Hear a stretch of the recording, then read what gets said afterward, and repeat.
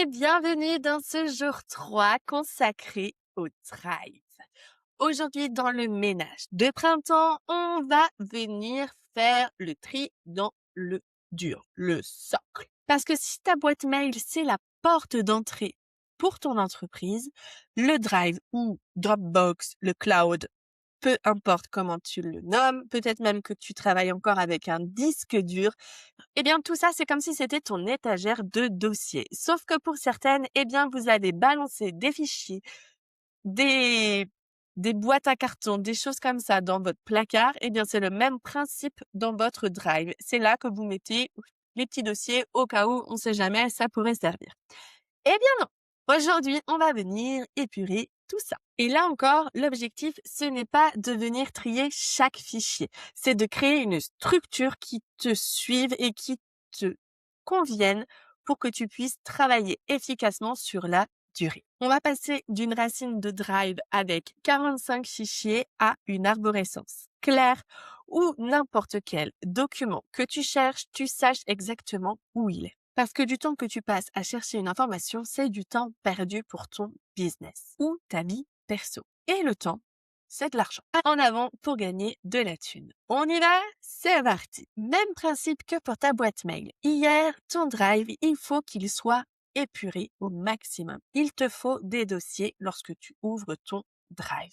Il ne faut pas que tu aies 75 fichiers qui apparaissent dans ta page d'accueil de ton Drive. Nommé Mon Drive, par exemple, si c'est sur Google Drive. Il faut que tu épures au maximum. Si tu peux classer dans une catégorie, tu le fais et tu dois te retrouver avec 3 à 7 dossiers. Si tu en as plus de 10, il faut que tu refasses encore un petit peu de ménage à l'intérieur. Voici ce que moi, je te conseille. Client, communication, entreprise, fournisseur et perso, si ton Drive te sert également pour ton perso. Attention, comme je l'ai dit dans les jours précédents, ce ne sont que des suggestions. Bien évidemment, si cela ne te correspond pas, ne les mets pas, mais celles qui te correspondent. Et je te montre la preuve en te partageant mon Drive à moi. Moi, mon Drive, il est constitué comme ceci. Tu retrouves la partie client, la partie mon entreprise, EI Marine Cassin, mais tu n'as pas la partie fournisseur, tu n'as pas la partie perso et tu n'as pas non plus la partie communication. Pourquoi? Parce que moi, ça, c'est à l'intérieur. Dans ma partie archives, ça va être tout ce qui ne me sert plus en 2026. Dans mes clients, ce sont les dossiers avec mes clients actuels. Tous les anciens sont passés dans les archives. Dans l'entreprise Marine Cassin, c'est là que tu vas retrouver tous mes supports, que ce soit pour ma communication, pour mes offres, tous les documents utiles à mon entreprise, tout est là-dedans. C'est vraiment le cœur du réacteur. La partie GAC, c'est tout ce qui est pour l'association dont je fais partie et Meet Recording, c'est là que viennent toutes les vidéos que j'enregistre pour mon podcast. Bien évidemment, la structure que tu vas mettre en place aujourd'hui est amenée à évoluer. Par exemple, là, les Meet Recording, de mon côté, ça va moins me servir parce que dorénavant, j'utilise un nouveau logiciel. Je le laisse encore, mais d'ici quelques mois, je sais déjà que je vais l'inclure dans EI Marine Cassin.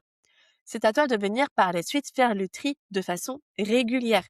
Moi, je te conseille pour ton drive de le faire à peu près toutes les saisons. C'est facile à retenir. Les saisons, tu sais que ça arrive, tu sais quand c'est et tu n'as plus qu'à planifier dans ton agenda le fait de faire le tri dans ton drive.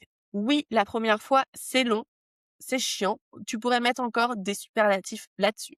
Mais ensuite, ça va devenir automatique pour toi et tu verras que la quantité de travail sera amoindrie. Petit rappel au cas où, pense à bien nommer tout, tous tes documents, tes fichiers et tes dossiers à l'intérieur de ton Drive.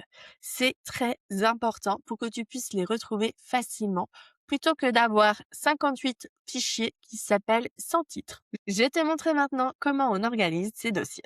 Tu vas venir cliquer sur Nouveau, puis sur Nouveau dossier et enfin, tu vas venir cliquer sur Organiser et déplacer. Ici, tu vas pouvoir le déplacer à l'endroit que tu souhaites en sélectionnant tous les emplacements. Tu peux aussi mettre en place des fichiers favoris. Ils apparaîtront dans l'onglet Suivi sur le côté gauche.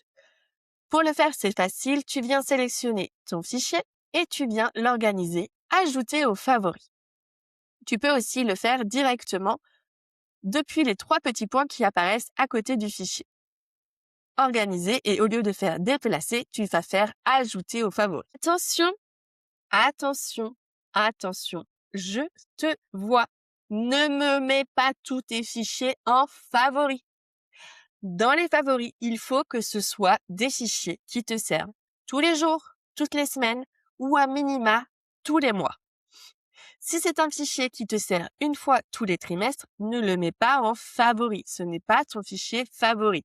C'est un fichier qui te sert, mais pas tout le temps, donc pas dans les favoris. Et même combat, tes favoris, tu viens les trier une fois par saison. Je te montre désormais ce que j'attends de toi aujourd'hui pour ranger ton Drive. Tu retrouveras dans le template Notion tout ce qu'il y a à faire. Première étape, tu vas venir créer tes dossiers principaux. Je t'ai mis ici 2 exemples différents, mais comme je l'ai dit précédemment, c'est toi le chef et je ne vais pas venir vérifier ce que tu en as fait. Cependant, garde bien en tête qu'il faut que ce soit concis et surtout que ça te serve et que ce soit efficace pour toi. Deuxième étape, le vide-grenier. Ici, tu vas venir créer un dossier archive avant telle date.